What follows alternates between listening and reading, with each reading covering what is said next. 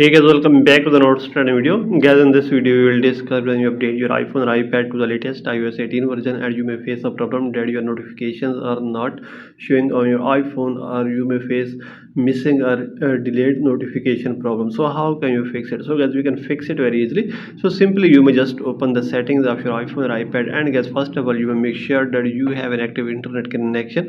After this, guys, you may scroll it down, and here is the option of general. So you may click here, and here the option of software updates. So you may click here, and you may turn off beta updates, and you may update your iPhone or iPad to the latest iOS 18 official version.